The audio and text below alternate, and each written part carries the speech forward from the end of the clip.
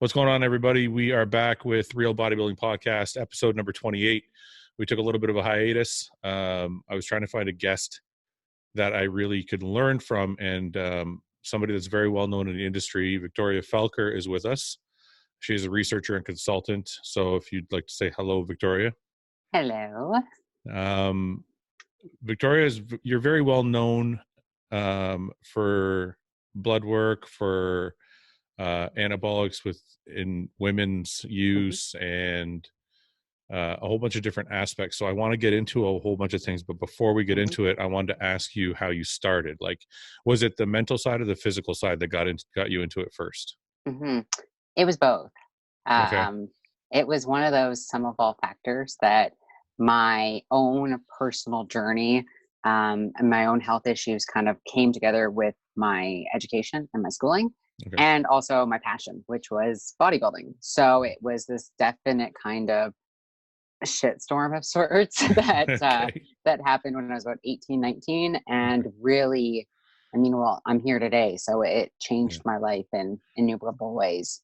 So so it all started together. Did you do any competitions, or did you just start working out at a local gym, or how did you fall in love with it? Yeah, so I started training when I was 15. And so this was 15 years ago. And that was like the pre-DLB era. So girls really didn't lift weights. It wasn't popular for women to be in the weight room. And at the time I was still a classical ballet dancer. So that's what my training was in. Okay. I did part-time high school. That was my jam. And I had an eating disorder. And so I joined a local gym. Grew up in Vancouver. So it rained like 6 months of the year.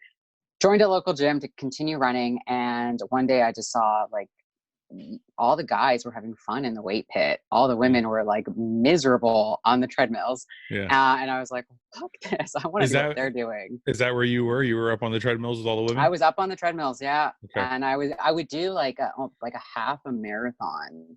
Like I was a cardio bunny to the extent, because exercise addiction was part of the whole eating disorder nebulous. And I literally was like, I don't even like running. Like they look like they're having fun. Literally got off the treadmill. I had some friends from my high school that were training, and I was like, can you show me what to do? They showed me like 4 exercises, all arms. And that was how I got started. It was, bicep curl, hammer curl, tricep, rope push down, and dips. And I did that for like 5 days a week for about a month until I was like, I really got to learn more. Like I can't keep doing this. Yeah. And so I actually ended up getting my personal training, like certifications at night school, which in Canada, and it's a little bit complicated, or at least in BC, back then it was complicated to become a trainer. So I actually had to go to like a college, and I did night school, and I did, fitness theory and anatomy and all that stuff. And then I was able to apply that to the gym. And that's really how I got started. There's a whole bunch of questions I got just from that. But, so you started doing arms for like, however long. Yeah. Now, how long did it take you to get all the certifications though? Oh gosh, not all of them till you're now. Just all of them till you had your first certification. At the beginning, I did about 6 months of night schooling is what it took. So you had to do something called fitness theory, which was just the general, basic underlying principles of strength training anatomy. So from energy systems to basic biomechanics. And then you actually had to do like a personal training module, which was stuff like how to teach somebody like the scripting for doing certain exercises or for measuring blood pressure and heart rate.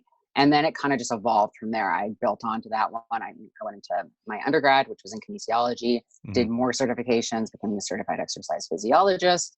And so that was kind of the exercise physiology background of things. Yeah. But at the same time, I was still doing like my undergrad degree. I was doing pre-med. So there's a lot of schooling back there. Can I ask you a question that it might be off, but I'm just curious. Yeah. I notice people with addictions that, so you had an eating disorder.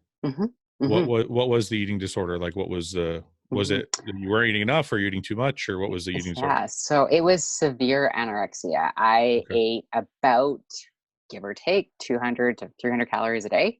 Oh my God. I danced for anywhere between 4 to 8 hours a day. And then I also was running on top of that to try to manipulate my body comp. I've always been short. So I was short and stocky. I didn't look like a ballerina, and I wanted to. Was the body image created by being a ballerina? Was it like you were the anorexia created by that? Yeah. Okay. So you felt like you had to be as light as you could be. Yeah. And it started really young. Like I went back, I had kept journals and diaries from a super young age. And actually when I moved last year, I found like the whole archive of my life. And I was so surprised to find out that I actually started having kind of like negative body image and disordered eating when I was 8. Wow. Like it was shocking to me about talking about food restriction even back at that age. And so it progressed very quickly and very severely. But I never looked like I was anorexic because I am very densely muscled, even though I had, so much restriction, so much energy, imbalance. I still had massive quads on me from dancing. So it was definitely a severe anorexia. So do you think the question I was kind of leading to is, I notice people that have addictions, or like, I don't know if that's considered an addiction, but if they can point it to something positive, it works for them instead of against them. Absolutely. And it sounds like from your story that you just kind of channeled that thing into now you've gone from like, I like kind of like working out to I know everything about working out. Well, it's interesting you said that, because that was actually how I got out of anorexia. Was I was at the grocery store one day and I saw Monica Brandt on the cover of Oxygen magazine. And this was back in the early 2000s. And it said like, eat like a pro. And I was like, a pro what? Like, I didn't even know what IFBBs were like back then. So I opened it up and it had her diet. And at that point in time, I saw like she was jacked, loved her body, saw what she was eating. And I'm like, holy crap, I'm not eating enough. Were you, is this when you were training arms, or were you further along? This was around that training the arm beginning stage. This was at the beginning. And so then that opened my eyes up, because in my mind growing up, it was all about calorie restriction. It was all about, less is more. So less food equals more fat loss equals creating the body that you want.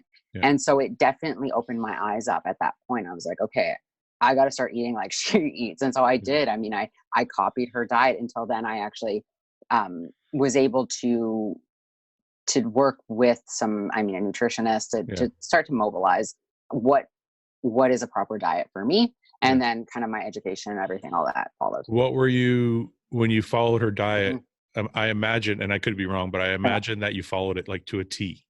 Oh yeah. Did you reduce, did you adjust the calories through your body at all, or did you just follow it? At the start, I did, because I was like, I can't even get through one meal. Like my stomach was so shrunken, I couldn't even get through one meal. And then I also had a lot of food allergies even before I got into fitness, even before I had my eating disorder. And so I did have to tailor it to my own kind of, carbohydrate sources, for example. And I also learned very quickly that dairy did not work for me, because she had a lot of dairy in that diet. Really? It was like yogurt and ricotta cheese and feta cheese and stuff like that. That's surprising. I don't think it was actually her like contest prep diet. It was probably more like a lifestyle one. So it definitely did. And even after that point, I can remember being in my undergrad and working with different bodybuilding coaches. John Meadows, that's really how he changed my life. Dr. Eric Turner changed my life. But following John's plans, and I was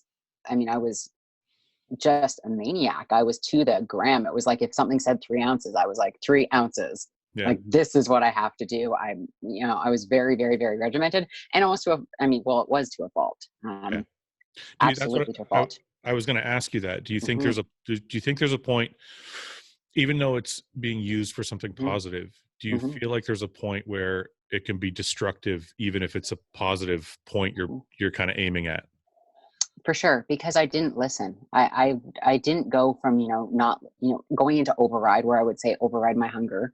I didn't learn my body. I just learned another way around my body.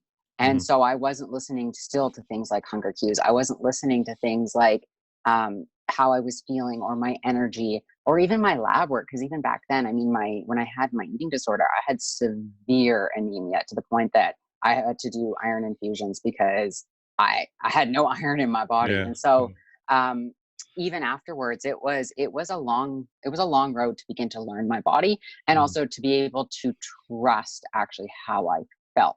Yeah. Because that's something that I think even as competitors, the most seasoned competitor, you kind of have to override that at some points. That's how you can get to the stage and the conditioning that you want. I was just going to ask you that, because we're taught, I don't know if we're taught or if we just kind of tell ourselves that it doesn't matter what you're feeling. Like for example, as a bodybuilder in the off season, if I'm not hungry, I'm told to ignore that. You got to eat anyways. And if I'm starving when I'm doing my contest prep, I have to ignore that and starve. So how do you learn your body when you're trying to, is this something that you had to be, did you compete ever? No, I got close to it, and I actually pulled out that was one of the reasons why. Okay. So that's what I was leading to. So if you're not competing, as far as like learning your body and listening to your body, is that something that only applies to people not competing, or can you apply that as a competitor as well? I think you can apply it as a competitor as well, and not as a competitor. I mean, I think the basic, I call it conscious living. Like, you might have to override it, but you recognize that. Okay. You can recognize that, hey, what I'm doing might not be optimal for health, but right now it's serving a purpose in my life. I mean, one of the best examples I can use for this is, like, as a student, say that they have to do an all-nighter for an exam. Well, that's a conscious decision that they are making to restrict their sleep. Yeah. Is there benefits to that? Sure. They get to study all night for their exam the next morning. Are there drawbacks? Absolutely. I mean, there's a lot of physiological implications of that. But they made a conscious decision. Nobody was forcing them. It was a decision that was grounded in reflection. But I'm sorry to interrupt. Sorry to interrupt you, but I just can't all competitors say that? Like, can't I just say, I can say that about every show I've ever done. I could be like, well, I consciously chose to do the show, so I'm consciously starving. I mean, so does that mean it's okay? Well, I think part of it comes into, do you know the implications for your behavior, for the decision that you're making? If you don't recognize the implications, for me, that's a big piece of it. That's where education comes into play. Even when we talk about, like, risk management as it relates to anabolic androgenic use, education trumps. That's how we're able to actually begin to create some sense of health in this kind of chaotic environment. And I think with competing, it is similar to that, is that, do you know, say, the restrictions, if you're pulling all your carbs out, do you know what's going to happen as a result of that? And not just, say, eliciting fat loss.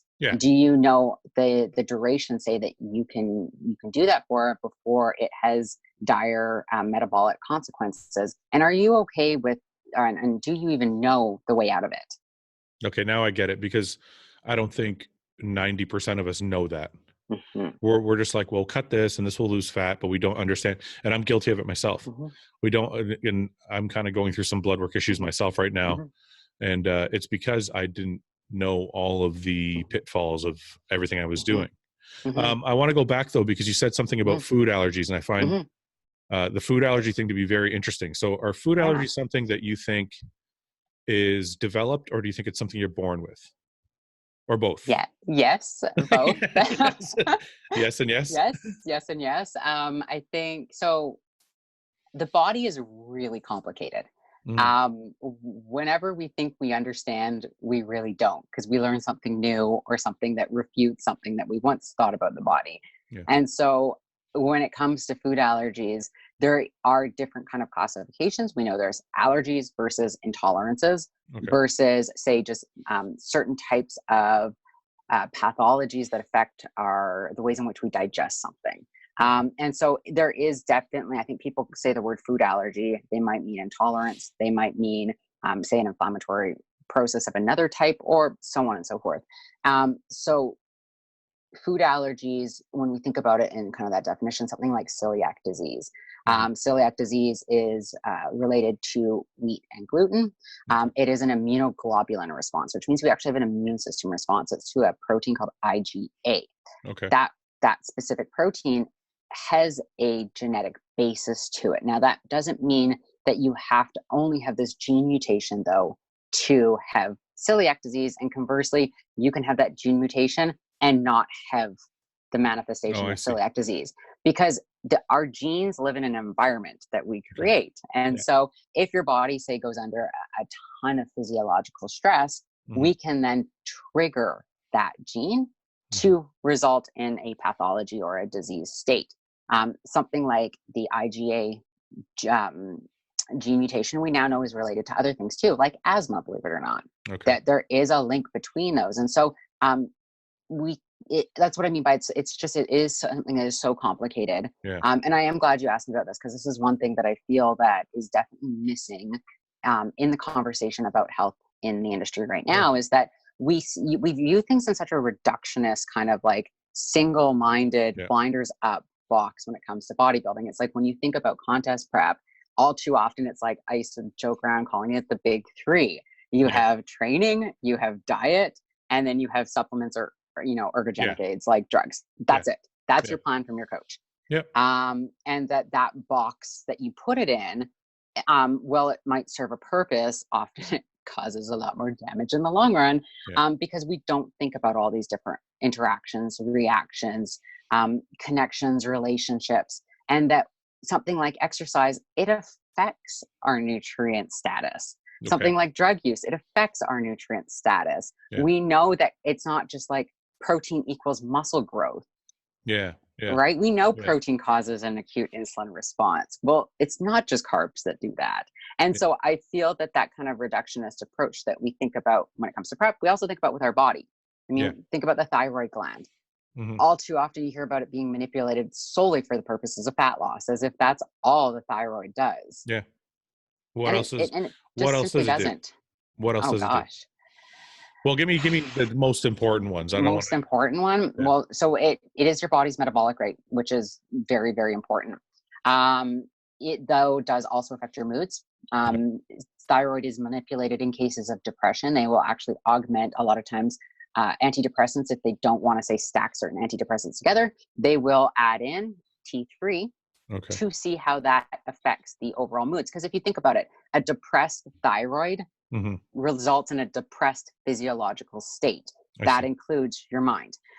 Digestion. That's why often when people all of a sudden take, say, T3 during contest prep, they can't leave the bathroom because they've just induced a state of hyperthyroidism. It also affects our immune system. And I mean, even other things. So like low thyroid hormone can lead to things like elevated cholesterol, elevated triglycerides, gallstones. And that we don't necessarily understand how all these interactions occur, but there's the research that has shown these links between certain, what you would call either a pathology or a dysfunction in the body. So what are we doing? I have two questions from that. The first one is, if you do develop or have a genetic disposition to celiac disease, for example, or some type of IBS or some type of food intolerance, is that something that's reversible or can be fixed, or somehow your diet can adjust your body so that you can take in those foods, or is that something you just have to live with forever? Like, that's really the first thing I want to ask. And then the second question was, if you do have a depressed thyroid or low thyroid or anything like that, can you increase it without medication? So great question. So the first one being about, say, celiac disease, and the answer to that is, I don't know. Because it is, yes, research has shown that the environment, we have to look at this like genome transcription kind of protein response, and then we have to look at the environment too. Certain types of genetic, primary genetic mutations can be more pronounced in a highly stressed environment. So a great example, I can speak from personal experience on this one. I haven't had wheat gluten in years. I was actually diagnosed with celiac at 8. When I was in contest prep, that would have been about like 6 years ago, I spontaneously had elevated IgA levels and also some of the other proteins that you associate with celiac disease. My physician came to me and he was like, what are you doing? Like, what are you mystery eating wheat or something? And I was like, well, no, but my body was under so much physiological stress at that point in time that I jokingly was like, it was spontaneous, but it wasn't spontaneous at all. There was an acute reaction and response that had happened. and resulted in this manifestation. Now, the same thing could be said about something like, heart disease. If somebody has like family, it's called hypertrophic cardiomyopathy, which is like there is a genetic basis to it that it can be passed down. It's hereditary, which is why it's called familial. However, you can have that and manage your lifestyle through, stress reduction and positive exercise and a nutritious diet. And you can actually reduce the chance of that gene manifesting into a disease state. Okay. When it manifests into a disease state, you can also make really positive changes to the environment of your body and decrease the impact of that actually manifesting in a disease state. How do we know, before we get into the thyroid question, how do we know? I've read a lot about the stress factor. How do we know when we're stressed? Because honestly, I feel like I'm stressed all the time, and maybe I'm not. You know what I mean? Like I just don't know how to measure that. You know what I mean? Yeah. Unfortunately, there's no gold standard here at all. Okay. At all, because it is a very individual thing. Yeah.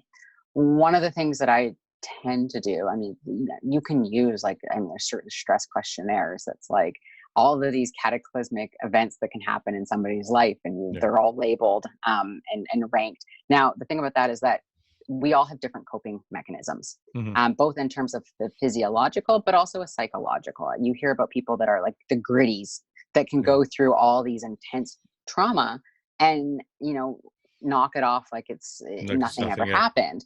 Then there are people that have certain, say, it's called neurotransmitter dysfunctions, that they are in a heightened state of arousal all the time. They stub their toe and it's like the world has ended.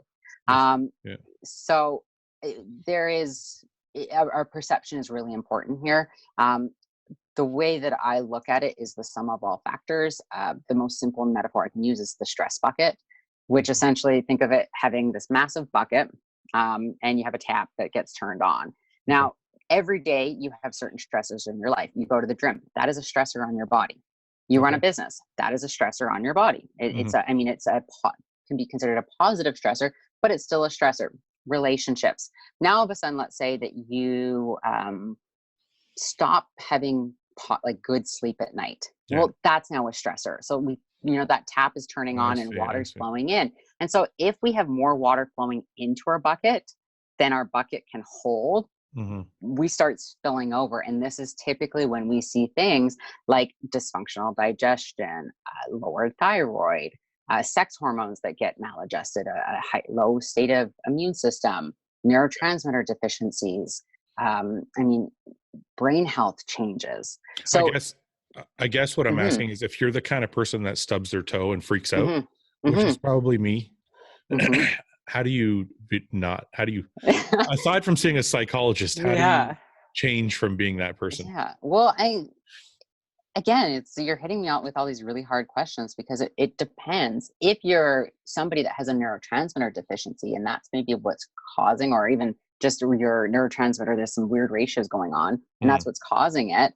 Well, that will take more than just therapy. Now, developing positive coping mechanisms, though, they do go a long way. Meditation does go a long way. And the research supports that. It's not just me going all woo-woo, breathe every day. It's breathing every day, like intentional breathing practice. If we strip it down, you are down regulating your nervous system, which means that you are going from a state of fight or flight to rest and digest.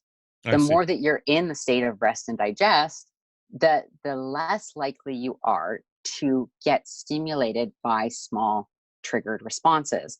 Now, the caveat that comes in here, though, is that you can have physiological trauma that affects this as well. So say, for example, you've got, your back is misaligned from a really hard leg day.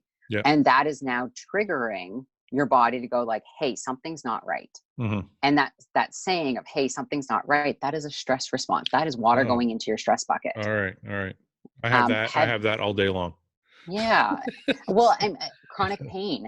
Chronic pain is like me taking a light switch, like your light switch in your brain, that's your kind of your stress switch, and just cranking it up. There's no dimmer switch. It's just on. And often what happens is that people develop a almost like this evolutionary response to no longer feel pain, because that is their coping mechanism. But it doesn't mean that that pain stops. That pain is still getting triggered. You're just teaching your body. Your brain is really, really adaptive. It is really smart. It's just teaching your body to not recognize it. Now, the long-term consequences of that are dire, because you're going to blow a circuit at some point in time. And that's often when things like, disease state. Diseases take time to manifest. Yeah. They usually start as some type of dysfunction, and then over time, they progress into a diseased state. And there's many different things that can cause that process to increase. Mm-hmm. And there's many different things, because it's going to still depend on the individual, but there's many different things that you can actually do to slow down those disease progressions, even if you have a genetic basis for something. Yeah. It's really interesting. I feel like my dimmer switch has been turned up to 1,000 for like 10 years straight. Now that you've explained it that way, I feel like, and I'm sure a lot of other bodybuilders feel this way, like if they have a day off from the gym, I try and sit around and not do much, or I run some errands or whatever. And I feel like that's my rest and digest phase, as you would call it. But it's not, because you're still, I have a feeling that what you're describing is not sitting on the couch and watching TV, but it's actually just sitting and actually relaxing and actually just being kind of alone in your own thoughts. And exactly, I don't do that at all. So I feel like I always have something. I always have the phone or the TV or the laptop or business or the gym and I never have a day where I just do what you said, or a time where I do what you said. And I didn't up until a couple of years ago. So I'm guilty as they get. Yeah. I had to go into a state of clinical physiological burnout. Yeah. And even though I went with lecture around the world talking about this stuff, I had to go to that brink to realize that I had to change. My passion, my hobby, my exercise, my sport, everything was bodybuilding. Yeah. I didn't do anything outside of that at all. I've been seeing a therapist probably since as long as I had an eating disorder. Yeah. And I still, even though I was unpacking certain trauma, I still wasn't giving myself a chance just to go into it. You actually go into a different type of brainwave state. Yeah. I wasn't giving myself a chance for my body to actually come down. And the important thing about stress is that it is pervasive, and that when we are in a state of, say, external stress, you're going into exams for school, you just dealt with a death or a breakup or whatever. If your body's already kind of in this dampened state, the internal physiological stress isn't going to be dealt with as well. So your recovery will get thrown off from training, because you just can't handle more. You're breaking. You're at this point that your bucket is overflowing. Yeah. Your dimmer switch is about to explode. Yeah. And so we have to take active things. And that's, with breathing, people always ask, like, what are the things I can do to begin to get better? And it's like breathing, sleeping, having fun, like laugh every day. We know social isolation, for example, has a massive negative impact on health. Yeah. And you can actually look at the research, and it suggests that things like our immune system, our inflammatory responses, get maladjusted. We're turning on inflammation signaling when we feel socially isolated. And that's just one example. And so looking at, as a bodybuilder, looking at the bigger picture, it's not just you in the gym day after day that's going to elicit your goal. Mm-hmm. There is you've got internal factors that are happening today. You've got things that have happened in the past that we have to account for. We also have to account for things in the future. If you're somebody that, say, wants to have kids, well, we have to think about that. Mm-hmm. Even today, if you're a, say, 21-year-old male prepping for a show, you have to consider that, even though it sounds so far-fetched, because that is actually going to change how you might approach your training plan or your prep or whatever it might be. Mm-hmm. We have to also look at things that are external to our bodies, things that are happening on the day-to-day with our, say, social relationships, our job, financial status, even just like our long-term income is also incredibly important to this. Looking even beyond that, family, social economic background, gender or sex. These are all things that actually impact our health that we don't even think about when it comes to bodybuilding. No, it is such a narrow perspective. And this is called the social ecological model. It's actually from more of a sociological or social sciences background, but it's now being applied within medicine. And in particular, something called either network pharmacology, network biology, or systems biology. And we can even take that one step further and start to apply drugs into that too. And look at all of these different connections, all of these different interactions that are happening both internal and external to the body that affect our health, which in turn affects our overall stress on our body. Yeah.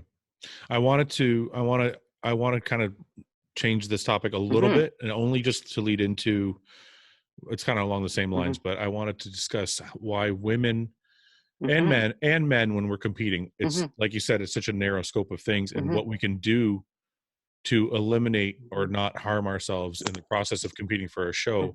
And more specifically to women, and this isn't to single out women or anything, but just I notice more with women that after shows, a lot of them struggle with eating disorders or weight rebound or even depression. So how do both of us, male and female, figure it out during the show, and how do we get through it after the show and maintain like a positive body image?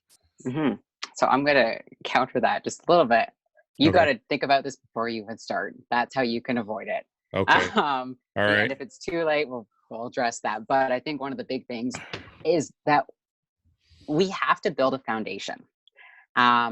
And the best example I can give is, building a house. If you go and you're going to go buy a house, and that house is, say, 30 years old, you're going to be walking into some things that might have to have some repairs before you even move in, or before you even say do renovations, like the fixtures and the fun stuff, the painting. So if you have, though, a house that you're moving into and that foundation is cracked, that probably is going to be the first thing that you're going to address, hopefully.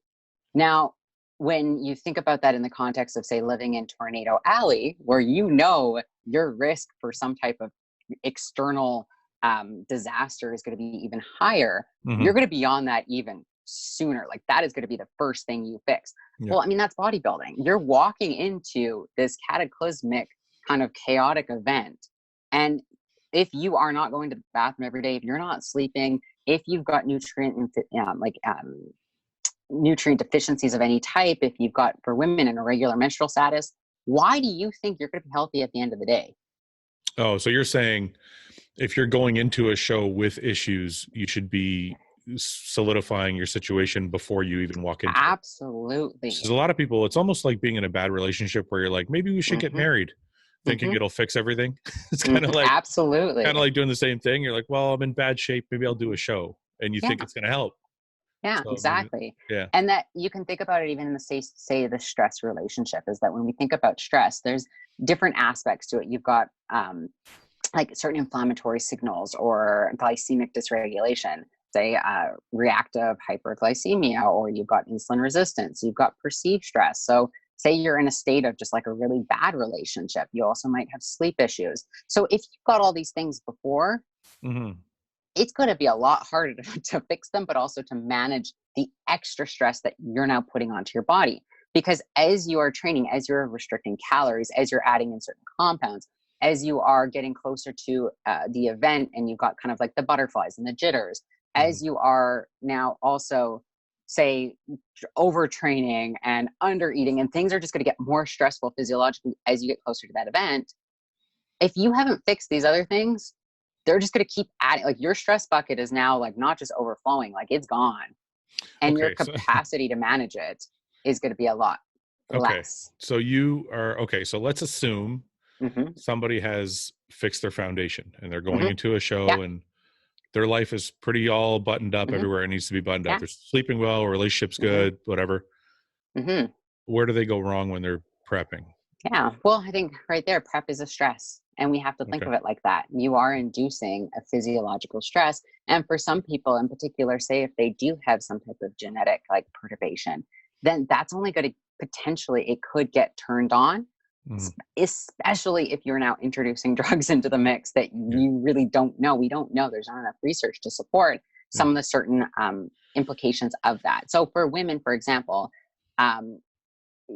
I work with a lot of women, so I can, and I am one, so I can talk about this for till the cows come home. But our menstrual cycle And not just our menstrual cycle, ovulation and ovulatory cycles are critical to our health. They are a fundamental part of health. Okay. Now, ovulatory cycles require the fundamentals. You're not eating too much, you're not eating too little, you're not training too much, you're not training too little. Your sleep is in line, you've got positive social relationships, you're managing inflammation, you've got certain types of mental emotional triggers on like under wraps. You've got all these things managed. So ovulatory cycles require our body to be almost at this homeostatic status. Mm-hmm. And the reason for that is that that's how we make babies. Okay. And from an evolutionary perspective, we're not going to make another human if we can't take care of our own shit. Yeah. It just does not make sense. And so, and I don't mean to oversimplify this, but it is a really complicated process. No, I'd rather you oversimplify. It's better for all of us listening, including myself. So when it comes to ovulatory cycles though, one of the things that can happen when you are overtraining or under eating is that ovulatory cycle is going to go away. Mm-hmm. You might still have menses, which is the bleed, but it's very unlikely at that point in time, say you're 6 weeks out, that you're still having an ovulatory cycle. And it's not necessarily a bad thing, because when you think about it, cause and effect, you are causing stress on your body. The ovulatory cycle is going to go away. Now, what I find is that a lot of women don't have ovulatory cycles to begin with. Maybe they've been on birth control, like an oral contraceptive pill, or they're using ergogenic aids, or they've got all these other issues that haven't been resolved. And so progesterone, which is one of the major kind of reproductive hormones in women, the majority of it gets made when we ovulate. Mm-hmm. Estrogen and progesterone are like yin and yang. When we don't create progesterone through ovulation, estrogen levels, typically speaking, continue to climb and climb and climb. Estrogen is also related to things like glucose dysregulation. It's related to things like inflammation.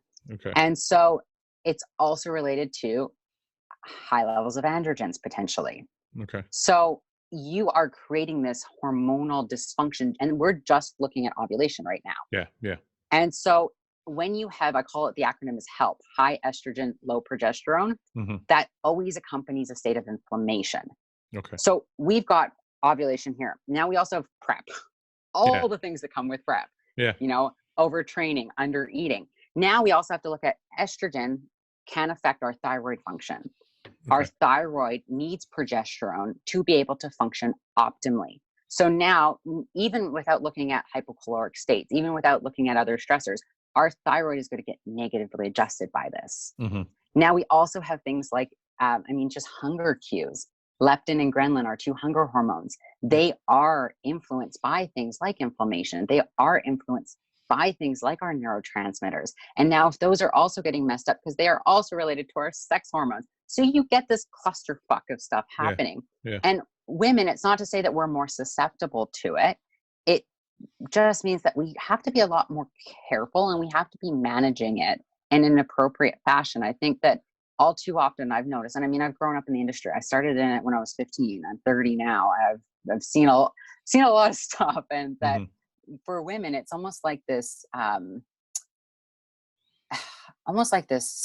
positive status to not have your period as a competitor. It's like, oh, I'm lean enough, and I'm like, no, that's not the case at all. It's not a good thing. No, and it's not the case at all. Leanness does not automatically equate to an ovulatory, it's called anovulatory or no ovulation cycle, or a complete absence of even menses, which is amenorrhea.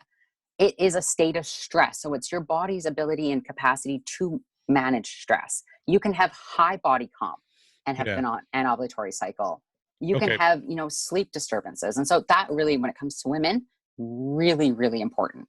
Okay. I just want to take a step back though, because prep is a stressor, but I don't see a way around it. Like, it's like, we're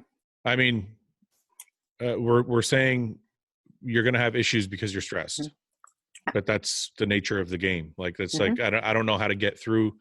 I don't know. Nobody's ever taught me how to get through a prep without the stress. Yeah. So are we just saying to women, look, this is going to happen and you're going to have to deal with it, and sorry, that's the case? Or is there a way to get through it by reducing stress? Yeah. So I guess first and foremost, health, let's just call it health and performance, right? You got performance, which is prep, you've got health. Yeah. again, I use a lot of metaphors and examples, but they usually make sense if you hang in there with me. Okay. So Fouad, have you ever seen a teeter-totter? Yeah. Where two people have been just like this, perfectly balanced. There's no wiggle. They are just sitting perfectly balanced. No, I've never seen exactly. It always goes like this. Yeah, Even one way or if another. you have two people that are evenly weighted, it is always going to go like this. Yeah. And that is health and performance. You're never going to have them balanced with each other. Okay. And if you do, you're only going to disservice the athlete, because either you're going to make them unhealthy or you're going to make them shit the bed at performance. That's right. That's right. So I think acknowledging that is your first and foremost step, is that we can, and again, this is being a conscious competitor. Yeah. You can acknowledge that you are going into the state of heightened stress. Okay. And so, sorry, I just want, okay, so fine. So basically you're saying that we have to accept it, but what does that mean for the woman that finishes a show and now has body image issues and has developed an eating disorder? And how do they get through that part? Well, again, that goes back to, as I mentioned before, it's building that foundation first. It's maintaining that. And then it's also knowing that you can't be there forever, which a lot of women do, but again, a different topic. What do you do now? Your post-prep state. So you're rebuilding. That tornado has come through. It's decimated your house. Yeah. You are building from the ground up. Okay. So I think that when first and foremost, it is highly debated, but should women that have body image issues even compete in the first place? I don't know. I can't answer that as a woman that has body image issues. Yeah. However, what I can say is that there are certain types of coping mechanisms, and also certain, I think, it's almost like putting tools in your toolbox to help you be able to rebuild better, whether that is seeing a therapist or seeing a licensed like clinical psychologist to help you through these things. But that alone is not going to be enough to help you, get healthy after prep. Yeah. So for example, if you are eating in a hypocaloric state, all of a sudden eating, an everyday diet is probably not going to do you well. Yeah. You got to ease and transition, just like stopping training. I mean, I call it like the post-prep syndrome, where competitors will get off stage, they'll eat like an asshole for a few days, they'll stop all of their drugs, they won't taper off, they'll stop their supplements, and they might train twice in the week after the show, if that. I'm laughing because I've done that. So it's easing out of these things, right? Yeah. It's I mean, when in the drug world, it's called titrating, or titrating your medication. And we have to do the same when it comes to prep. I mean, there's certain decisions that have to be made. If you've got somebody that, say, comes to you as a coach and they're on a gauntlet of things that are just really stupid, you're not going to just pull that rug out from underneath them, hopefully, because their body might not know. You might have to make certain decisions, such as for an individual, like a female. Maybe she's on T3, but she's also on a shit ton of androgens and some anti-estrogens. She's got to make an executive decision of, what am I going to do first? I know if I pull that rug out, and I know if she's been eating like an asshole and she got all these other things, if I pull that T3 out right away and her body comp goes up, all of a sudden that androgen hyperandrogen state and insulin resistance is just going to get elevated. It's going to go into a cycle that is going to be hard to fix. And so these decisions have to be made, just like with food. If somebody comes to you and they're already in a hypocaloric state, you need to add food back in. Yeah. But so you're saying, how are we going to do that? So it sounds like you're saying that we should be paying more attention.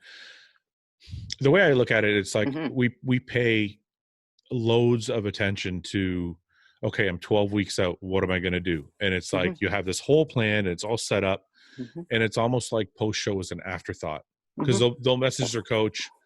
If they even message their coach, they'll message their coach, say, okay, what do I do now? And the coach will be like, well, it's kind of like a bullshit answer. It's not really as set up and as planned as the first, as before the show.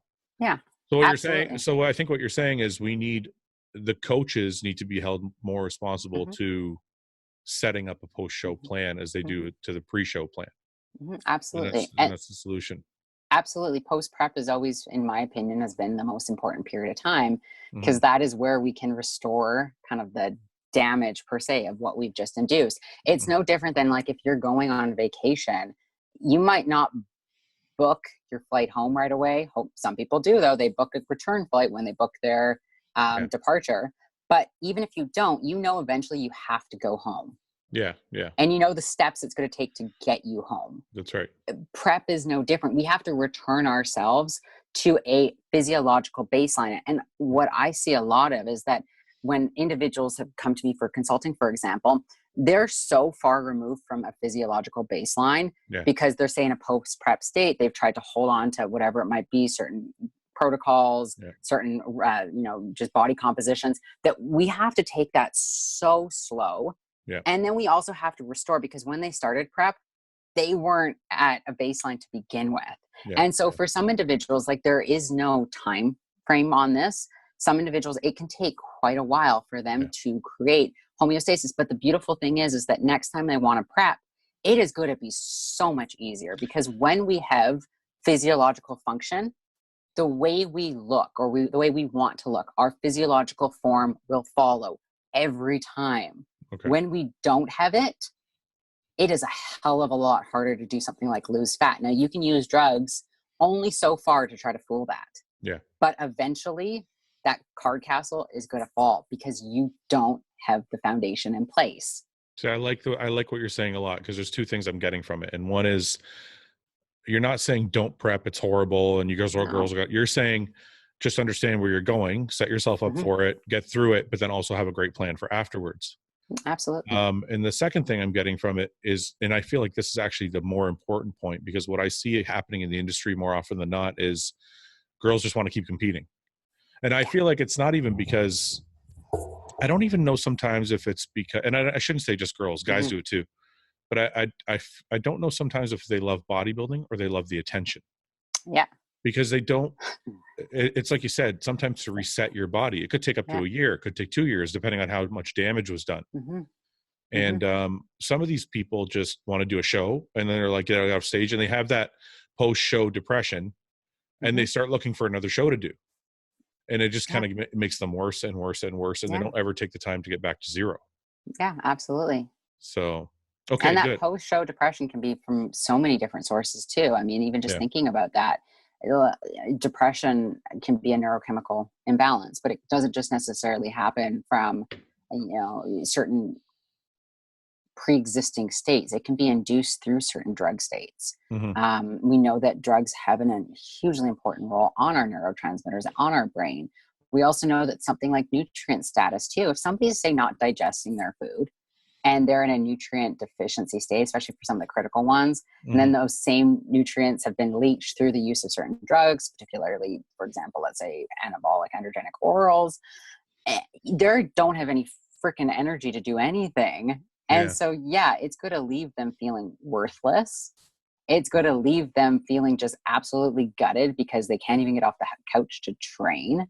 And so I think when we think about any of these kind of post-prep manifestations or states, they are always going to be the sum of all factors. And so when we look at trying to recover, that's where, in my mind, we can manage performance and we can manage our health.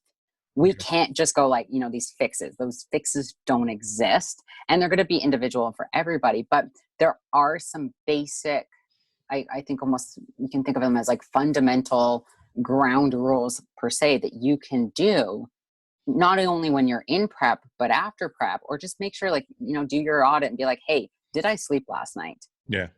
If I didn't, why not? And if this is going to be something, because it's, the one-offs don't get us in trouble. It's when that one-off becomes chronic and it's happening over and over and over again. And so something like that, because we know the impact that has on our health, can have hugely important consequences for our health and well-being. And so by just making sure something like that's in check, or you prioritize it, I always laugh. I'm like, when people get up after, they had a rough night of sleep, they've had 2 hours, then they get up and do their cardio. And I'm like, what the fuck? I would have rather you slept in. That's me again. That's me again. I can't help it. Okay. So I think we covered that well. I wanted to get into, I know there's so much more we can get into, but I wanted to kind of change topics to blood work. Because I feel like blood work is such a confusing thing when I thought I had a grasp on it, and I really have no grasp on it. So, well, because ever since I started bodybuilding, I've been an advocate of getting your blood work done. I've been saying, it's important to get it done, 2 or 3 times a year, blah, blah, blah. But it just, every time I get it done, it just opens up more questions. So people ask me, what should you get checked? And I always say, thyroid, blood sugar, cholesterol, liver, kidney, the basics, right? But the tests they do, I feel like aren't extensive enough. And I also feel like their baseline is like a normal 200-pound male. So we'll use me as an example. So if I go in at 280 pounds and I get my blood work done, and let's say, I'll give you like a real scenario. So I go in and my creatinine level is not where it needs to be. It's too high. But then I start talking to other people and they're like, well, they didn't check this marker and that marker, and you weigh 280 pounds. So this doesn't necessarily mean that you're dying. It just means that they didn't check thoroughly enough. Okay. So long question short, how do we get around these kind of things? How do we, because the normal everyday doctor doesn't seem to know somebody like me and what I'm supposed to get checked and what, you understand what I mean? Absolutely. I thought this question might be coming today. So why? Because it's been something that I've been asked to talk about a lot lately on different types of like podcasts or events that I've spoken at. And I think it's because people are getting more of a consciousness about how shitty serum lab testing is on its own, as well as a marker. And I think, so just a couple things here is that there are many different factors that are going to influence the accuracy of sorts of somebody's lab work. So if you've just trained legs, say Wednesday, and today's Thursday, and you go get your labs done, your CK levels are going to be freaking high. That I know. Yeah. Right. So something like that. Or for a female, ovulation, if she's getting her blood work done in the first half of her cycle, her progesterone is going to be low because she hasn't ovulated yet. Right. So there are certain factors like that. Now, other things too that we have to consider are age, race, athletic status, sex. These are all things that impact our blood ranges that we use. Unfortunately, with conventional lab testing, they don't consider these. These are major flaws. I mean, you think about research. We look at certain flaws in our research studies.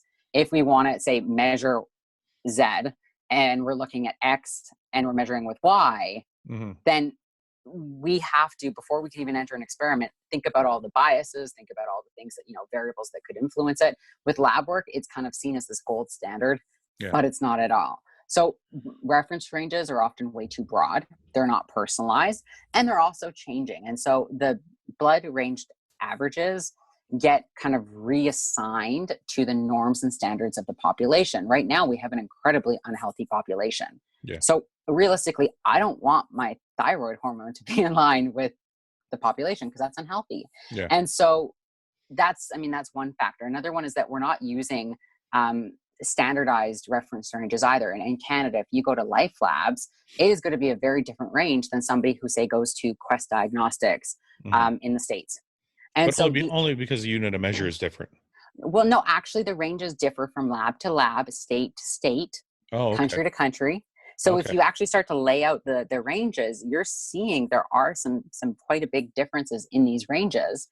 And also your access to labs too. I mean, we're both Canadian here. It's really hard to get labs in Canada, and we don't have the options for out of pocket as they do in the States. That they're few and far between. I actually get them done pretty easily. You are lucky, and you are a male. If you are a female, it is going to be incredibly hard. Why would that be? Why would that be harder? Without going into massive tirade of big pharma, women often, it gets associated with reproductive function issues. So if you go into the doctor and you say, I am having, I would like to get my labs done. Well, why? Say you have an irregular period. I have a regular period. Okay, here's birth control. Oh, they just don't. Okay, I see what you're saying.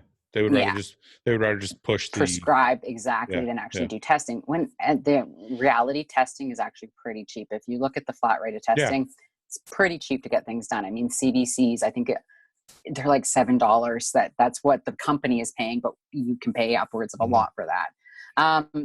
And so a lot of times tests are ran only by medical necessity. And insurance companies are helping to dictate this. A good example is like TSH.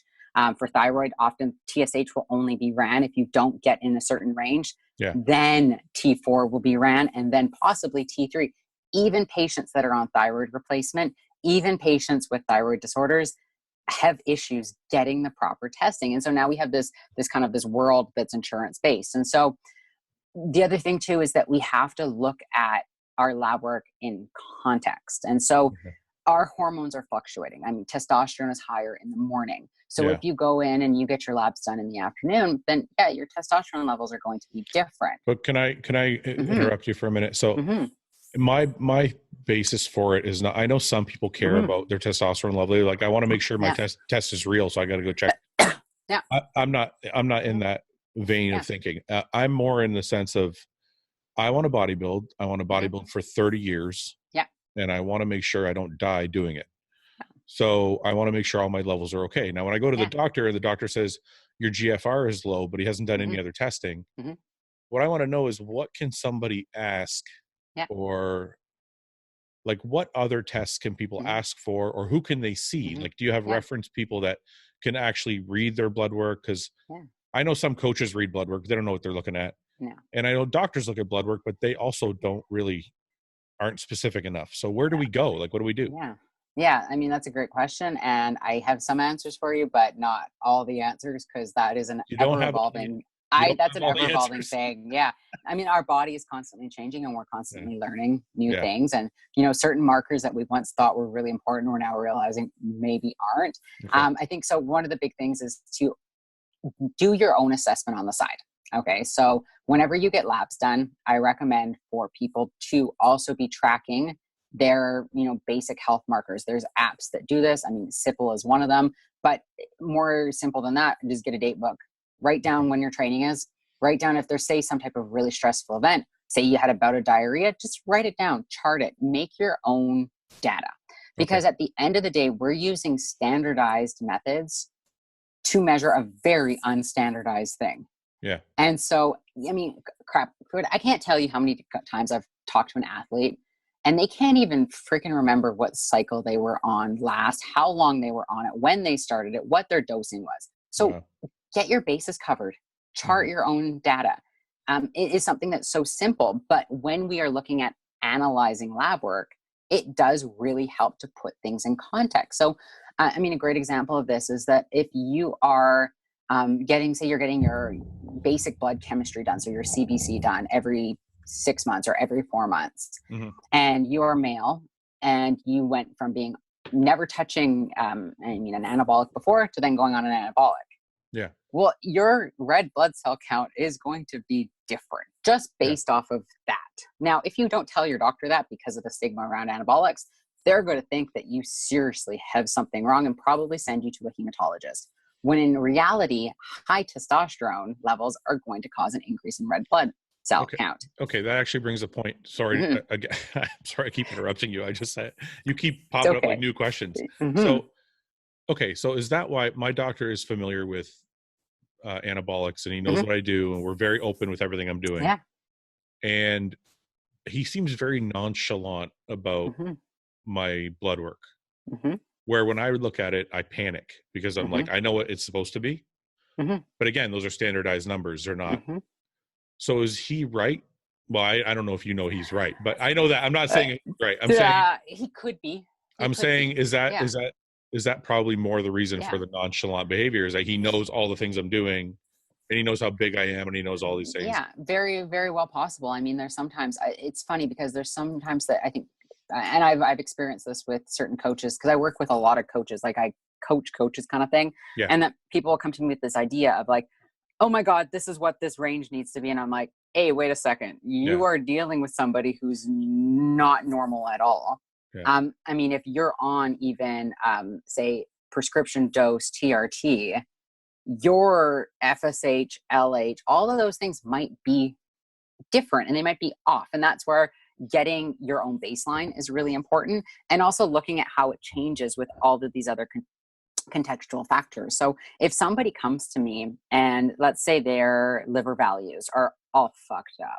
Yeah. Now, I might have a reason, a very realistic, acute reason for why this might be the case. For example, they were on a dose of antibiotics. Okay. That makes sense. That doesn't make it okay. Yeah. But it makes it make sense. It gives us now something to work with to better be able to repair, restore, and regain function.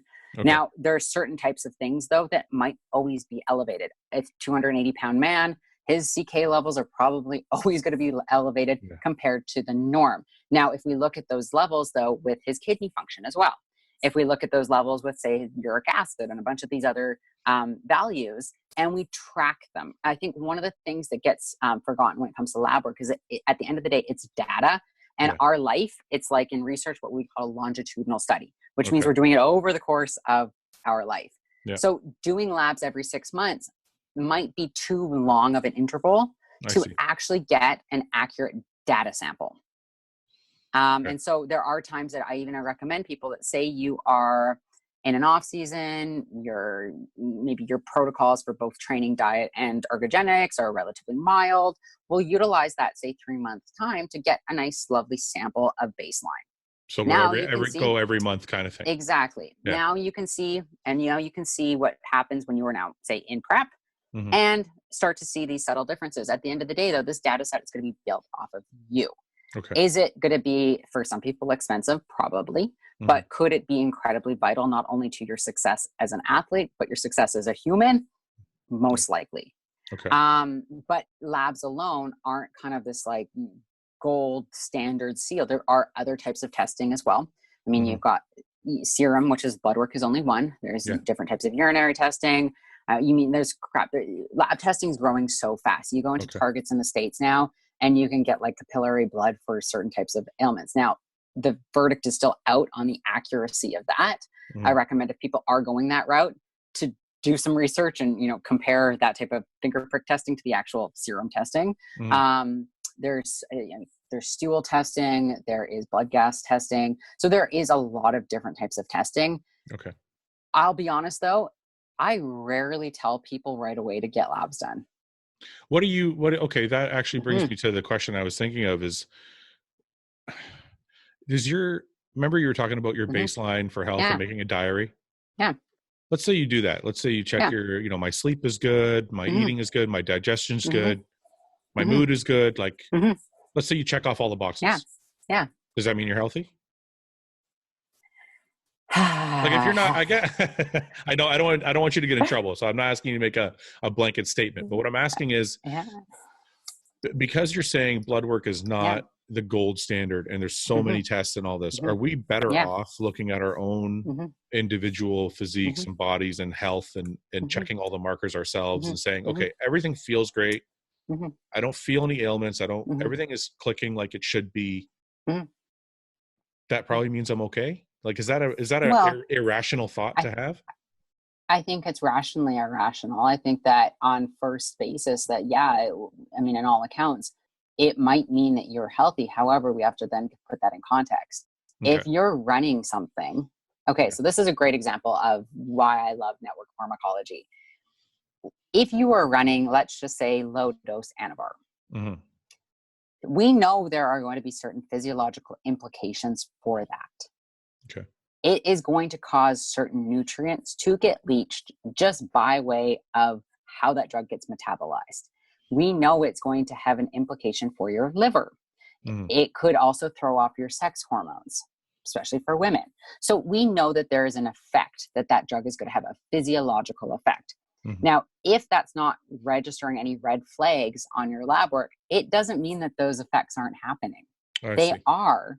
They just might be happening at what would be considered, like in medicine, a subacute level, or there could be, your ranges for your labs might be totally off, or you're somebody that might have low levels of something and that drug just elevates you into more of a normative range. So there's lots of different scenarios that could help to determine what would be healthy or not. The other thing too is that with labs, it's only one piece of a big puzzle. If you're doing all these things, say you're sleeping, you're pooping, you've got a good quality of life, training's going awesome, but you just feel like shit. Yeah.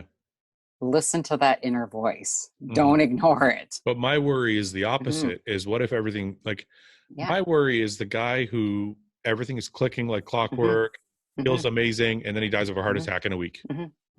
That's my worry, is how does that guy find out if all these tests are not really, really accurate, how do we find, you know what I mean? And I think what I've gathered from what we're talking about is really the only way to tell is very frequent blood tests over a short period of time to get a data. Yeah, blood tests. But again, like going back to the different types of tests, there are, say, genetic testing that you can do for heart disease. Does that mean you're going to have heart disease? Does that mean you're going to drop dead tomorrow? No. But we look at, again, the sum of all factors. If you have that gene, if you are also have some other lab values for, cardiac dysfunction that might be off, if you're also running certain compounds, even if it's, say, a stimulant, you're feeling good because the stimulant is making you feel good. So, So we have to put things in context. We have to be, again, realistic with what we're doing and what we're putting into our bodies. And even if you do that, that doesn't mean that that's your get out of jail card free. Like, I am not going to have a heart attack.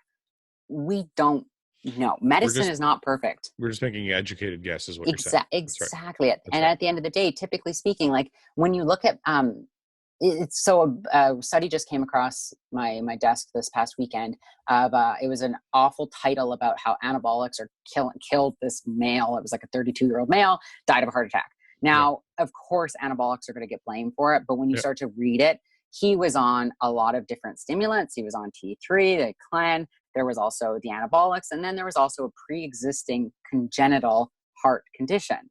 Yeah. So it's going to be the sum of all factors. Sure. We don't know that there could even be some other things in there too, right? Like, just basic, they never checked his cholesterol posthumously. So we don't know if that also was an issue. We don't know if he had like thickened arterial plaque. They didn't talk about that. So there's going to be always the sum of all factors. I think in bodybuilding, again, not to criticize you, I want to challenge your thinking that reductionist approach and thinking that blood work is all we need is very narrow. Yeah. Yeah. I know. And I'm not saying I agree with you. I just, no one's told me any other way. And I think absolutely. Absolutely. I have to say, like a couple of years ago, I was at where was I at? Elite FTS, speaking at their performance summit. And all of a sudden on the screen, I put essentially it's like a poop scale that gastroenterologists use. It's like a scale and it shows you poop consistencies and then it ranks it. Okay. Yeah. So all of a sudden, I was about 200 male strength coaches were like jaw on the ground, like, like, what is she showing me? This is the base. This is how you tell if you're healthy. Well, and I was talking about the fact that research has demonstrated that exercise, especially in an acute higher training phase, has an impact on our gastric motility, and so that's our ability to digest food, but also move through food. Through our digestion and actually excrete it. And it also has some issues. Potentially people can be more prone to something like constipation because also dehydration. There's a bunch of different elements that get mixed in. And I was talking about how it's a relatively simple thing that you can get your athletes to track. You don't even need to know what their poop is every day, but you can just say like, hey, keep an eye out. Here's what you're looking for. Because that's a lot of times people come to me and they go like, well, what am I looking for here? Yeah. And so giving there are other tools and scales. And now, again, it doesn't mean that these are perfect. Yeah. No marker is perfect because every body is different, but they in conjunction can help. For women, taking your basal temperature, I preach this because it can help to tell whether or not somebody is ovulating. Okay. If they're ovulating, we know that then they're making progesterone. That is a great first start for people. And it's relatively free. You just have to buy yourself a thermometer and something to, whether it's an app or a date book or whatever, to track it. Another thing I recommend for individuals too is to take pictures. I've talked about this for years now. For women in particular, if they're running certain compounds that have a risk of, say, increased hair growth or acne, it's really hard to see when your blinders are on. When it's happening. While you're in it. Yeah. So if you're taking a picture every week, it's like a part of prep, almost like the apostles of prep, is to take your pictures every week and send it to your coach. Well, why aren't we doing that for our health too? Yeah. Why aren't we using that as an opportunity to check in about things like sleep? Because I think, maybe sleep. I think a lot of people don't want to know. Yeah. I think a lot of people just don't want to know. Yeah. And because knowing means you have to change course, and a lot of people don't want to change course. Yeah. But ignorance isn't bliss. Ignorance is risk. And when we are ignorant to these things, we're increasing our risk. You're 100% right. I ignorance was bliss for me for a long time. And then I hit 35. I'm 40 now, 41 now. And when I hit 35, I was like, oh shit. I was like, I think I was doing some stuff I shouldn't have been doing. So it kind of woke me up to, and that's why I've been kind of trying to dive deeper into finding out new ways to stay healthy and stay active. I want to get into, before I let you go, because we've been on for a while, so I apologize for keeping you. No, it's all good. I blocked off today. It's all good. Okay. I knew this was going to happen. I knew you were going to start talking, and I'm like, okay, I have 1,000 questions now. But I wanted to get into anabolics before I let you go, because that's everybody's, everybody wants to know, right? So I figured, why not talk to somebody who knows? So there are some common things. There's some newer things that have come up recently in the world of anabolics for me that I want to ask you about. So one is timing. So recently I've been told that doing smaller amounts more often is healthier for the body than doing larger doses in fewer shots. Is that something you can attest to, or is that a myth, or where are we with that? First and foremost, there's just not enough data out there to tell any conclusive answer to it. So is there a guess or a theory? Well, hypothetically speaking, the human body, whether it's male or female, has hormone levels that change throughout the day and change throughout certain, even seasonal. There's a lot of different influences that cause our hormones. I mean, we've got intra-individual variability, which means that certain things that can happen internal to our body and external to our body will change an individual's levels of hormones. And so testosterone, for example, higher in the morning, it drops down over the course of the day. So having a stable hormone level for some people might potentially create more of a stable baseline. In particular, if they are, say, running a low dose of therapeutic TRT. It's going to mimic what their body would actually be doing. Now, I question, though, if we're doing super physiological dosing, you're already not doing something that your body's comfortable with. Yeah. Okay. So I think there's a room to consider the possible pros and cons to that. Yeah. The reason why I'm kind of jumping around the answer is because there simply isn't one. Yeah. And I think that, I mean, in theory, sure.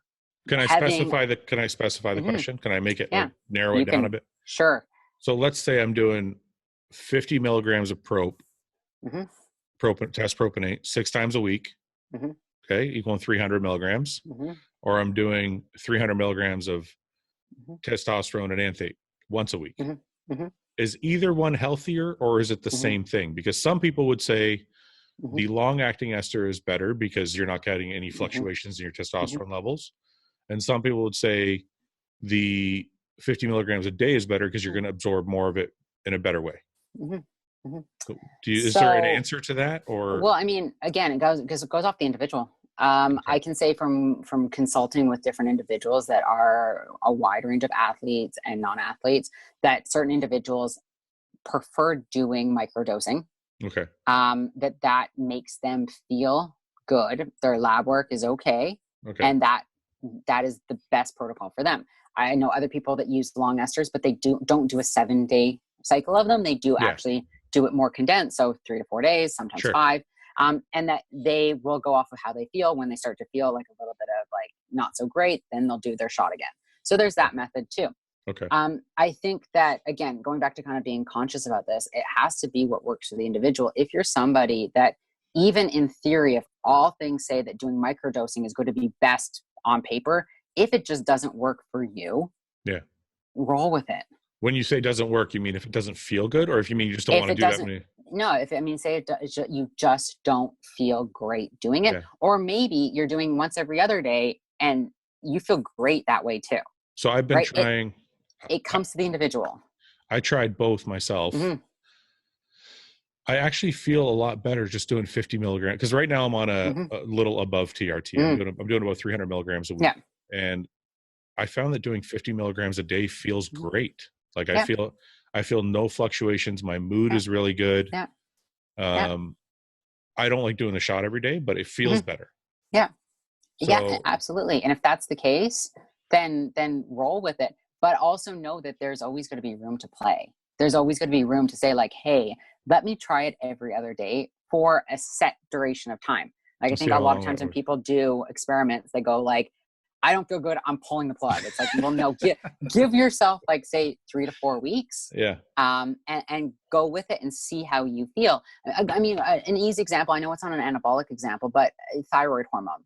Yeah. Recent research has suggested that taking, say, T3, a higher dose at night is actually better or more in line with your circadian. However, patients have said, hey, I feel like shit when I do that. I have been taking it first thing in the morning, a higher dose first thing in the morning, and then a dose again at night, because thyroid is very, I mean, T3 is very quick acting, but taking that higher dose at night, I don't feel good in the morning at all. And so that's something that's now, it's counter to the most recent kind of science on the dosing.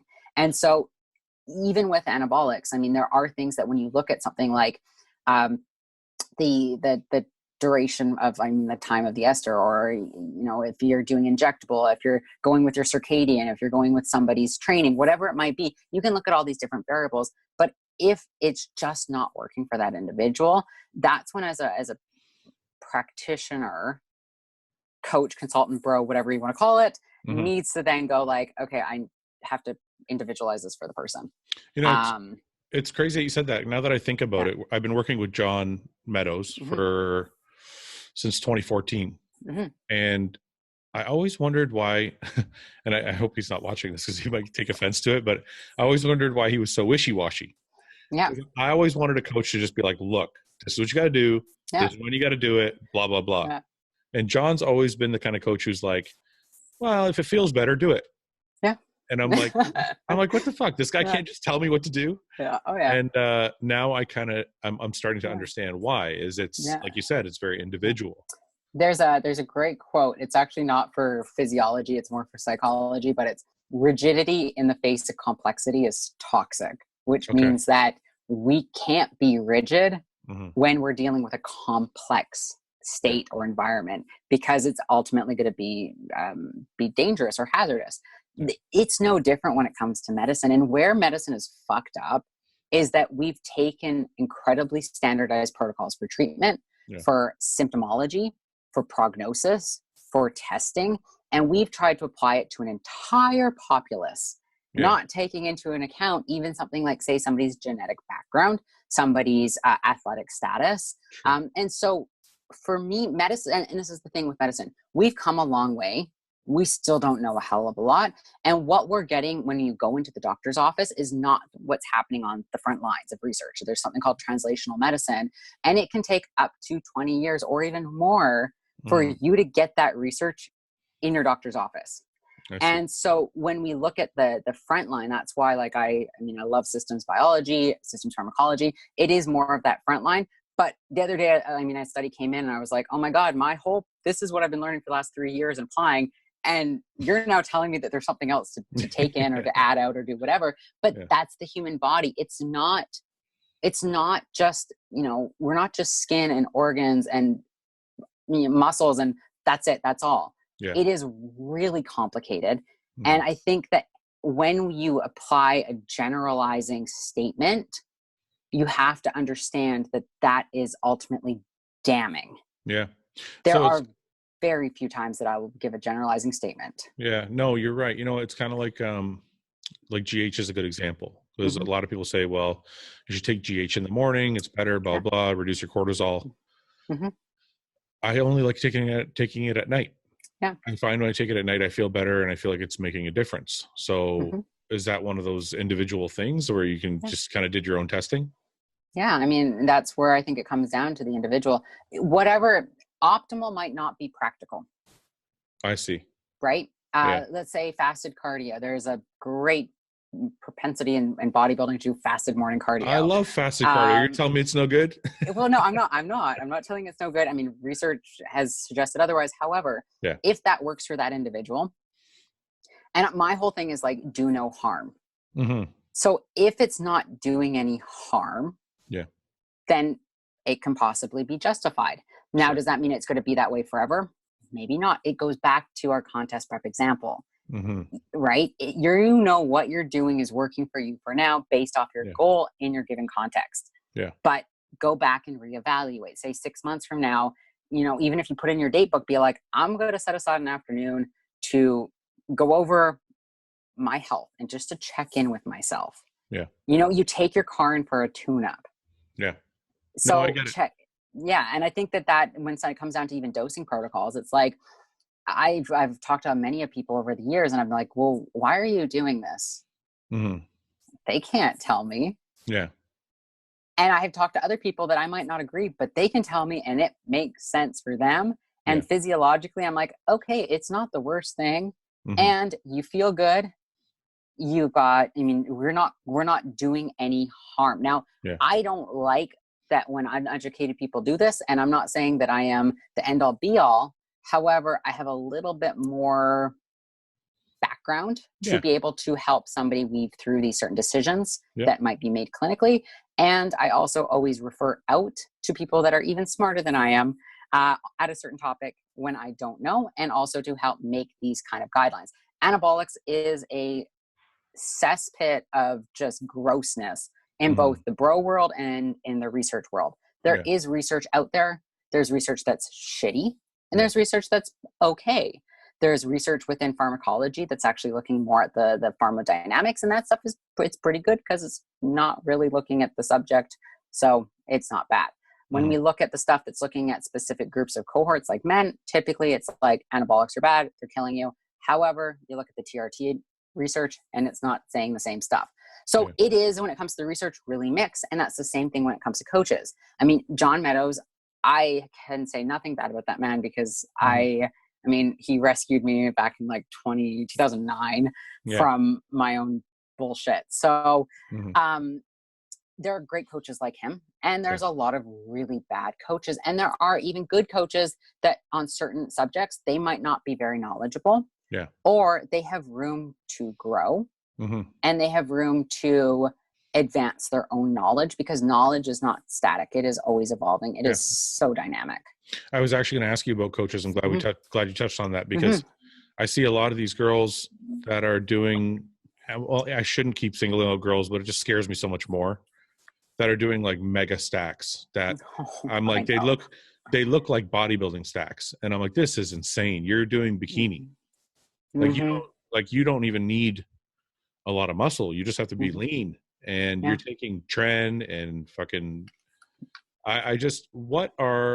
if you're talking to the women out there, or the boyfriends of women that are, you know, some of these guys are getting their girls, some of these guys are getting their girlfriends ready for shows, and they got them on these mega stacks. Can you please is there any drugs that you think are just off limits to women, or not off limits, but shouldn't necessarily be used, you know, unless you have a goal and you don't care about your body, like something that you just can't come back from? Is there something that you shouldn't be using? I'm going to dovetail around that, because yes and no. Okay. For every drug, there is an effect. Whether that effect is always what you want, just remember, for every drug has an effect on the body. Some of these are intended and some of these are unintended. Now, in women's bodies in particular, our reproductive hormones are an incredibly complex, very tightly wound mechanism that likes to try to create homeostasis. Male, female alike, if you are not doing, let's say, a replacement dosing of something, you are inducing a hyperandrogenic state, a high state of androgens. And there are implications from that. Even if that's, say, endogenously or just a natural state of high androgens, there are implications for women and for men, but we're talking about women. So for women in a hyperandrogenic state. So first and foremost, remember that. And we're not even talking about something like drug delivery, and that there's going to be other implications depending on how that route of, the route of entry for that drug. So for women in particular, when you're inducing a state of hyperandrogens, you're also inducing hyperinsulinemia. So high levels of insulin or insulin resistance. Okay. Because they work together. Yep. Androgen excess in women, insulin resistance. And it's not just insulin resistance in like the full body. We have it in our skeletal muscles. We have it in our adipose tissue. You're also inducing a state of inflammation, which that has its own effects that are very multifaceted. You're also inducing low progesterone, typically speaking, because you're not ovulating when you have high levels of androgens. And then we can also look at it even, I mean, and I can go on and on and on, but then we also can look at it in an acute level. So if a female is not having a menses, amenorrheic, that means that she's not sloughing her lining. And if you don't slough your lining, there are potential unintended consequences of doing so, such as increased cell proliferation, which then can result in things like certain types of reproductive cancers or other types of disorders of like thickening and cell wall, just dysfunctions of sorts. So cysts being one of those. And so there are implications of use. Now, somebody could say to me, well, you know what? My girlfriend got her labs done and she had low androgens. And so now I'm putting her on a replacement dose of Anavar. And I can go like, cool, but there's still implications for that. Yeah. Right? You are still, when we are using an oral, like an androgen or like Anavar, pardon me, you're leaching certain nutrients. If you leach those nutrients, that has implications on your body and many different sites, because it's not just that reductionism. It's not just like, hey, my liver enzymes are high. There's oxidative stress. You have free radical damage. You have, even down chain, there's issues for your gallbladder. You've got issues for your pancreas. You've got some potential issues also with, even something like in women, like bladder infections, because the bladder integrity and androgens are like coupled together, and estrogen also influences whether or not we can defend ourselves. And so women can have a greater risk of a UTI when they're in a low state of estrogen. And if you're giving your girlfriend Novadex to slam every morning, you've got to be aware of that. Yeah. Okay. So what you're saying is everything is going to be a risk. Yeah, absolutely. Okay. I can walk there outside. has to be things that are, there has to be, we this goes for men and women. Of course we know that whatever drug we're going to put into our body that's going to make our hormones fluctuate or whatever is going to be a risk. There has to be some that you think are just, it's not necessary. But I can't answer that because I would then have to blanket a whole bunch of drugs, and ethically I can't do that. At the end of the day, a lot of my research is on oral contraceptive pills. Okay. And that contains usually an estrogen and or a progesterone. Progesterone is kind of like a bastardized form of a synthetic progesterone molecule. So I can't though say that I am anti oral contraceptives because I believe in free choice. And I believe that individuals need and should have the right to make decisions on their own. But those decisions have to be educated and they need to be aware of the risks. So for me, when it comes to certain androgens, my job and why I do things like this is to educate people on the risks so they can make an informed decision. Because at the end of the day, risks are everywhere. Are you going to have a greater risk though if you're running a UGL lab and God knows what you're taking? Absolutely. Your risk is going to be increased. And now for a female, that could be even more of an issue, especially if, say, you think you gave your girlfriend Anavar and it ended up being D-ball. Right? That would be a problem. Yeah. You are going to run into risks. The other thing too, for women is that I think people think that these side effects happen like that. Yeah. Like I used to scour the forums back in the day and I would read stuff on like RX Muscles, FemChem, and you get these women that be like, yeah, I started to get a scratchy voice. So I knew something was wrong. And I'm like, oh no, like that's an end point. There's a lot of things that happened to get to that point. Hair growth. There's a lot of things that have happened to get to that point. And whether you're a male or female, there are certain things that you can do to mitigate and manage the risk. And this is no different with contest prep. This is no different if you say to me like, hey, I want to go, I watched Game Changers and I want to go vegan.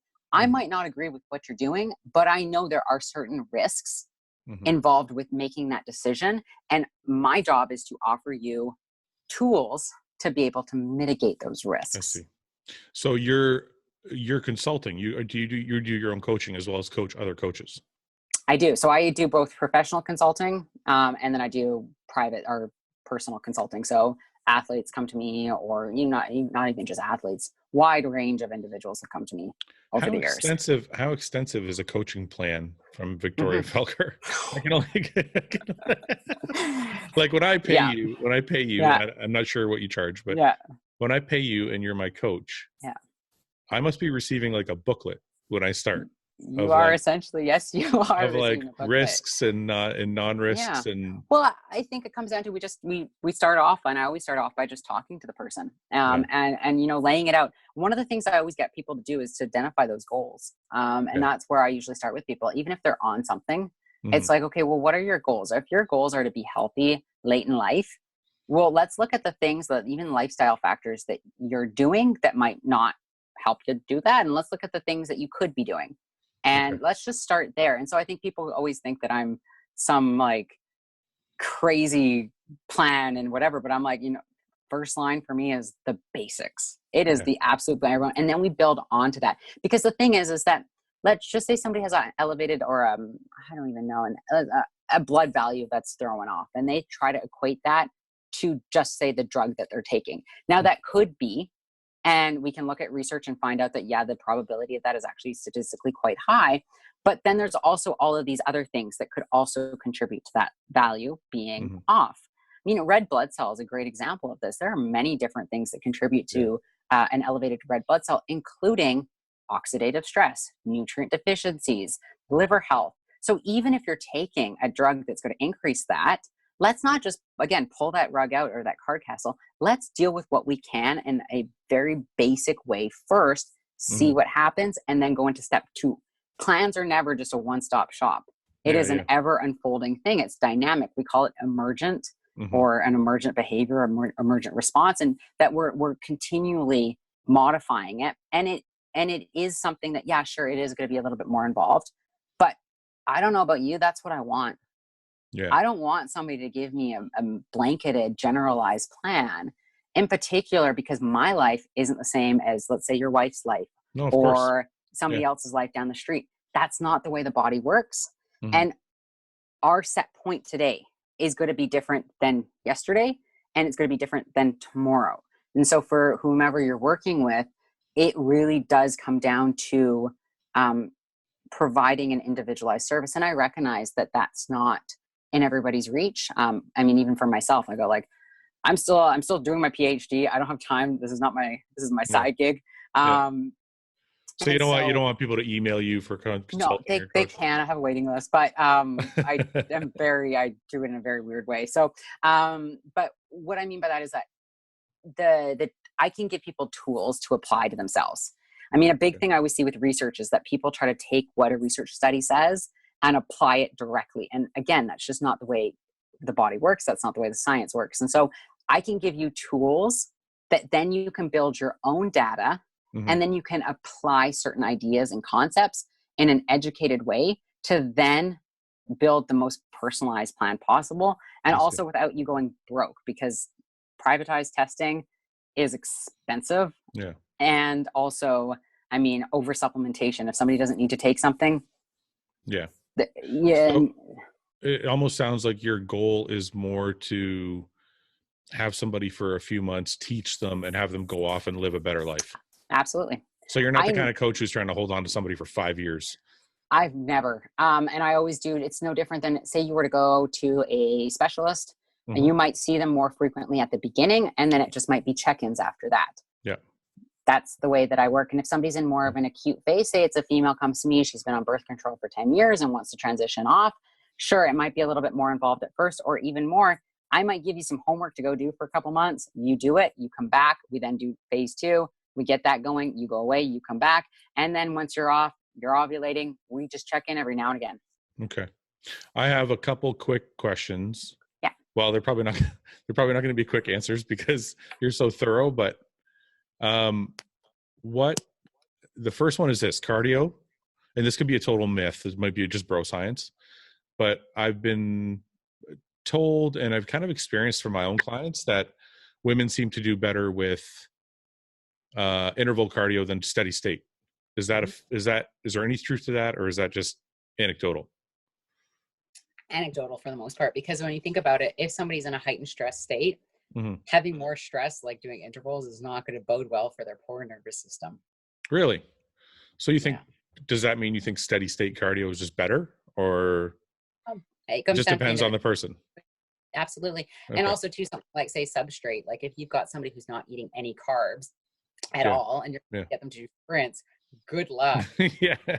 Like, that's not going to happen. Now, if they're an insulin bomb, maybe we might get something going there, but that's not necessarily a good thing. I know research on women in particular, let's say looked at high intensity interval training in women that have a heightened androgenic state from something like, I mean, I hate the name, but polycystic ovarian disease. I actually call it something else because that's just a misnomer name. But that research is showing that something like 3 days a week, 20 minutes of high intensity intervals can really help reduce body composition and a whole bunch of different markers. But the thing is those women aren't doing diets. They're not doing any training.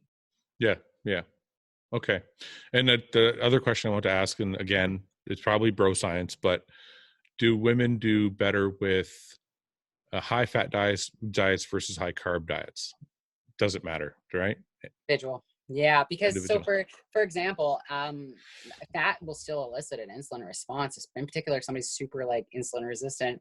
Really? And we know that the way that they break down the substrate, whether it's fat, carbs, or protein, is going to be dependent on their overall metabolic status. Some women might be better at, let's say, mobilizing carbs, and that's just through their own mechanisms. Now, if you take somebody that, say, has had a previous history of restrictive eating, they also have some nutrient imbalances, they also have some insulin resistance going on, then the diet has to be tailored to that approach. I mean, I look at individuals, I work with actually a lot of individuals that have been on or are on an oral contraceptive. And we know that an oral contraceptive can induce a state of insulin resistance. And so the diet has to be suited for that individual. Same thing with a female on an androgen inducing, androgens, like I mentioned before, they induce insulin resistance. And so you have to take that into consideration. Now, going low carb, it's like the low carb or bust mentality of the industry sometimes drives me nuts because we still need food and carbohydrates to actually have hypothalamic pituitary ovarian function and hypothalamic pituitary adrenal function. And so chronic low dieting has implications for an ovulatory cycle, as well as for something like thyroid function and a whole host of other things. Diets, for me, think about it like a therapeutic approach. If you're going to go to the doctor, say you got, I don't know, like acute bronchitis or something like that, you're going to go on a course of antibiotics. You're not going to go on an antibiotic forever, but you're going to go on a course of antibiotics. And I think we think of diets and certain diets in the last couple of years that have kind of exploded, like keto or carnivore, and that they have and I don't like when people devalue them, but I also like when people put them up on a pedestal. They play a specific role, and sometimes, like the ketogenic diet, has a specific therapeutic role that has been clinically shown in certain populations based off of that. I mean, you look at something like seizures or epilepsy, that they showed in a specific population the therapeutic benefits of that approach. Now, in that type of setting, that individual might need to do a ketogenic approach for the rest of their life. Whereas you might have somebody else who, even if they have epilepsy, don't need to follow it as carefully because of other internal factors. Carnivore diet, same thing. That can have a very important therapeutic role. And this is no different. Like, I would hope that, a coach wouldn't start a client who's prepping, say, 16 weeks out for a show at like the low carb, low fat only. There's diets play a very specific role based off of a host of different factors. And I would challenge people, instead of just thinking about fats, proteins, and carbs, again, that very regimented approach, to think about also the micronutrients, to think about the digestibility of something, to think about whether or not that compound or that food, that substance has a potential allergenic response or inflammatory response. And that, because as much as there's research on, say, eliciting fat loss with low carbohydrate diets. There's Mhm. also research on eliciting fat loss from eating an anti-inflammatory diet Okay. or from an elimination diet. But these now you're opening up like a million more questions. Okay, I'm not gonna keep going only because we've been on for over an hour and a half, and Yes. we didn't really get a chance to touch on nutrition as much as I'd like to. If you would come on again at some point, maybe we can get into more about the diet, because I just that last like 10 minutes actually added like another 15 questions. So yeah. I was trying to throw it in because I knew you'd ask me to talk about it, but I knew like I might throw that curveball. It might get caught. It might not. No, I just you mentioned insulin resistant diets that brought up a question. And then just everything, the whole last bit there we talked about opened up a whole other chapter. So if you come on again, maybe we can discuss nutrition more. Yes. And I'm sure this will open up a bunch of questions from any women that watch or boyfriends of women that watch. And they'll have their own questions that I can actually touch on as well. Absolutely. But before you go, is there anything you want to, any message you want to put out there, anything you want to plug kind of before you head off? Ooh. I always give people the opportunity to say what they really want to say. Kind of like an important message, an overall scope of how you feel about things. Well, I think so. A couple things there is that right now the industry I find is terrifying. I think that like I've grown up in the industry. I've seen it for the last 15 years, and there has been an astronomical growth in the industry, which is awesome to see. You know, more competitors, in particular, more female competitors. Amazing. However, my caveat there is that there's also a lot of really scary things happening from absolutely crazy regimes, whether it be for training or diet or drug use. And I feel that there is, because we're kind of in this age of social media, it's a lot easier to get bullshit out. Oh yeah. But whenever we put bullshit out, it's a lot harder to take it back. I think that's one thing that we can look to, even medicine, that it's hard to take back bad knowledge once it gets out there, and especially once it gets put into practice. And so I think for anybody listening is just to remember that, and to use information literacy, to ask yourself, like, if you hear somebody talking about something, ask why, ask how, ask what, you know, just the basic critical questions. Because I can't tell you, like, I follow more animals on Instagram than I do people, because even though I'm in the industry, I can't stand the bullshit. That when you go on and you read, you know, the next diet, or try this, you know, try this supplement, or try this protocol, it's awesome for fat loss. And right away I go like, well, for who? Under what circumstances? Yeah. But people want sexy, people want flashy, people want sparkly. They don't want. But that's not, people want to be told. Like if you say, I don't think you're wrong at all in what you're saying. And obviously, I just think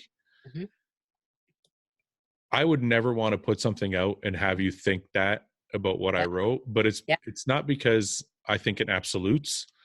It's only because people want answers. Sometimes they don't know how to search for their own. Absolutely. So I think that's why some people, but I'm not saying all. I think you're right. A lot of it is sexy and marketing, and they're just trying to sell a thing. Yeah, don't worry. I'm not going to judge you. I don't judge people. No, I know. I'm not. I'm just. I don't. But I just think we have responsibilities as individuals that are, you know, have ideas, have knowledge, have platforms. Is that there's a responsibility that we have, especially with our words. And something as simple as just saying, here's the, you know, use your clickbait title, and then under your clickbait title, be like, hey, here's this approach. It's really awesome. It works for some people really great, but just keep in mind, it's not a one size fits all. Like sometimes in that little caveat, you're not undercutting yourself. You are, from a legal standpoint, you're actually disclosing some really important information. I know. But I think that the generalizing effect, whether it's for dosing protocols, whether it's for drugs, whether it's for certain cycles, no matter what it is, if we're talking about drugs or not, that gets us into a really, really difficult thing. And I think you can even think about it in the most real world example. There's a speed limit for a reason. That speed limit is set because of, you know, safety concerns or whatever it might be. But are there certain situations that you're going to speed? Sure, you might really have to pee. Your wife might be pregnant and she's going into labor. You got to get there.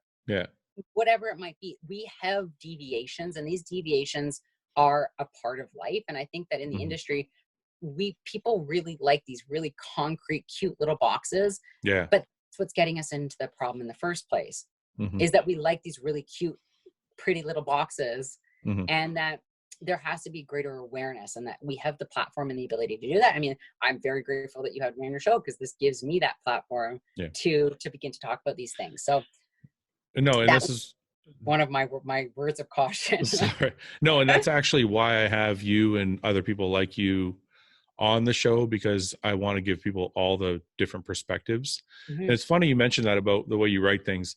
John's the first person who taught me that. Yeah. John, I learned that from John. John was like, don't ever speak in absolutes. Mm-hmm. Actually, he never actually said that to me, because, you know, John's not like I'm going to teach you. He's more like you kind of learn just by watching him. Yeah. So that was the first person that taught me that was, if you don't speak in absolutes, you'll be better off in the end. Absolutely. So, no, that's really good advice. Is there anything you want to plug before you go? Your coaching, your consulting, you have any books coming out? I'm here for knowledge. I'm here as an educator, and I'm here as somebody who is this is, as hopefully listeners or viewers can tell, this is something I'm really passionate about. Yeah. This is something that I've experienced myself. I mean, we didn't even get into my own story of where I even got to in the industry and how I did and everything else. But it is something that I'm really passionate about. And it's something that, as I'm seeing this growth, and as I'm seeing this, the amazing growth in the great stuff, it's also the growth in the not so great stuff. And that I think having the opportunity to get good information out, that's why I do what I do. That's why, why PhD, all that stuff is happening, and still doing consulting and everything else. And so really the biggest thing for me is just to plug knowledge, and to plug good knowledge, and to get people to really begin to question what's being said, and to apply just really good practical tools. Can't always apply knowledge, but we can apply tools. I do have social media. It's Victoria Felkar. That's it. And my website is exactly the same. But yeah, that's not really why I'm here. So no, I appreciate it. No, I will I'll put your links in the description and your website as well, because I do think the more people like you that are out there helping people, the better off we all are. So I thank you very much for coming on, and I do want to have you on again, because there's so much we didn't discuss. So maybe in the near future sometimes, but I appreciate your time very, very much. You're welcome. Thank you. We'll talk to you again soon, Victoria. Thank you very much. You're welcome.